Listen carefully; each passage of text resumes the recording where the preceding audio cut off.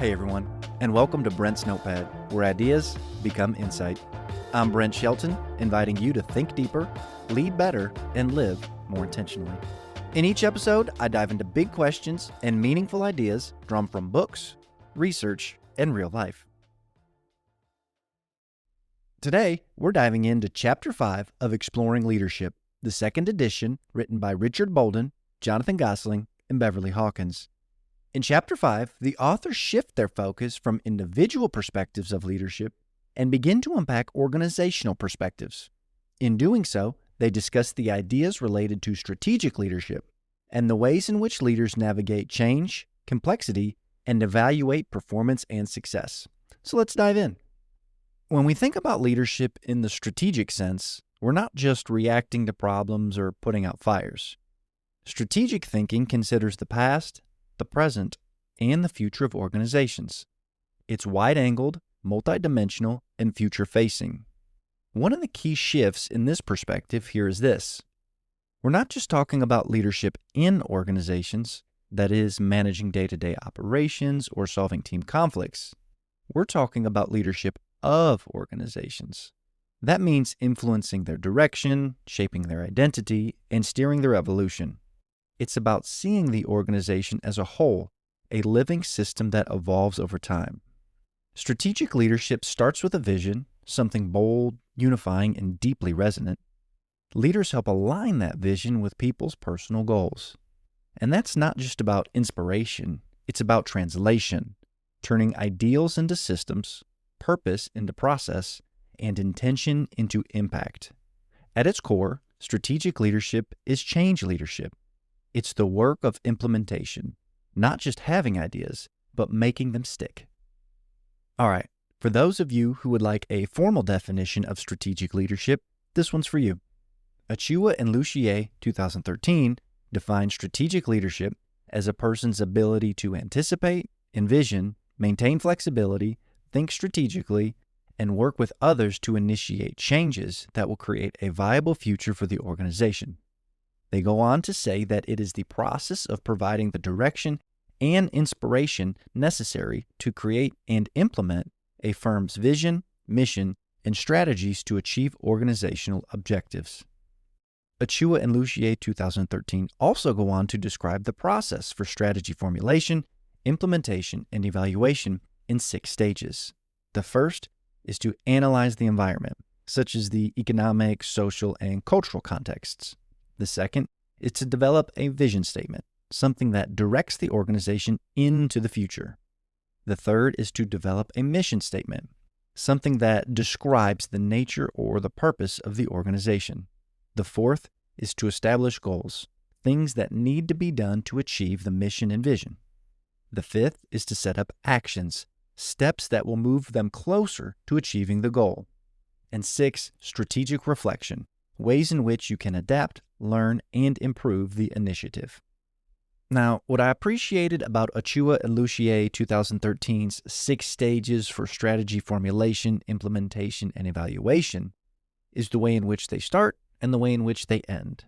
Specifically, the way in which they start, they suggest you begin by analyzing the environment. And this reminds us that leadership is contextually bound. In other words, strategic leadership in the military may look very different than strategic leadership in a nonprofit organization. Now, considering the way in which they end, step 6, which is strategic reflection, reminds us that strategic leadership doesn't happen in a straight line. It's iterative. You must learn and pivot and adjust. And I think good strategic leaders know how to build in structures that make room for all of that learning. With this understanding of strategic leadership, the authors begin to discuss leading change. Here, we are introduced to 2 approaches to change. The first approach is the planned approach, and this is classic change management. It approaches change as a linear, structured, and predictable process, whereas the second approach to change, the process approach, emphasizes that change is evolving, complex, and unpredictable. And while these 2 approaches to change are complete opposites, they both have their place. In other words, given the complexity of a problem, leaders should identify the most effective approach to change, whether it be the planned or process approach. And this is why the authors direct us to Snowden and Boone 2007 and their framework for decision-making based on levels of complexity.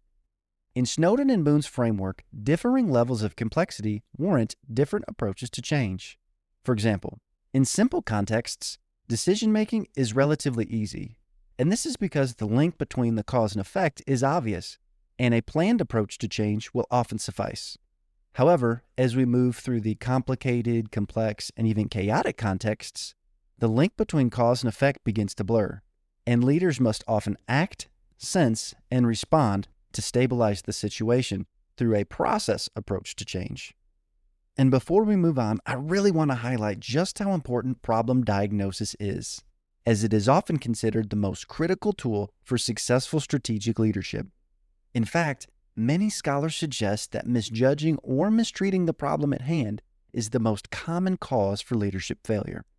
Which leads us to the next section of Chapter 5, Leadership Success. We often assume that organizational performance and success is directly tied to the leadership capacity of an individual leader and their ability to increase organizational profitability. However, in this chapter, the authors wisely encourage us to move beyond the individual leader and look towards the group and even organizational level indicators of success and performance. In other words, success and performance should be viewed as increases in collaboration, teamwork, job satisfaction, and innovation, not just the ways in which the individual leader contributes to profitability. And with this context of success and performance, the authors challenge us to go a step further by questioning the very definition of success and performance. For example, what does successful collaboration look like? How do we measure innovation? At what point are we profitable enough? And who is deciding the answers to all of these questions? Well, the authors suggest that all of this subjectivity requires organizations to view success and performance holistically in a way that aligns the mission, vision, and values of an organization within the context of the system as a whole. All right, now that we've unpacked the major concepts of Chapter 5, I want to pause for a moment and just reflect on how all of this lands. As I reflect on the ideas from this chapter, a few things really stick out to me. First, I am still surprised at how many different ways there are to understand leadership. It's not one size fits all, and there are a multitude of strategies and approaches that can be successfully used by leaders, all of which depend on the context they're in. And when it comes to change, I love the idea of having a step-by-step model to follow, and those can be helpful. But we've all seen situations where change isn't that clean. People are complicated and emotions get involved. And that's why I'm finding a lot more value in blending structure with flexibility. Having a framework for change, but holding it loosely enough to adapt as things evolve. And finally, considering leadership success and performance, I know it's easy to chase the metrics, the numbers, the outcomes, and the results. But if we don't also consider the people, the group, the organization as a whole, and the way we're showing up for each other, then what are we really leading for? For me, success includes well-being, trust, and a shared purpose. Overall, I think Chapter 5 of Exploring Leadership pushes us to rethink what it means to strategically lead change and how we think about leadership success and performance.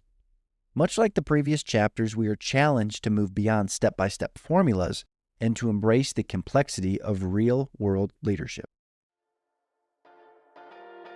That's it for today's episode. Thanks for listening to Brent's Notepad, where ideas become insight. Until next time, lead better, think deeper, and live more intentionally.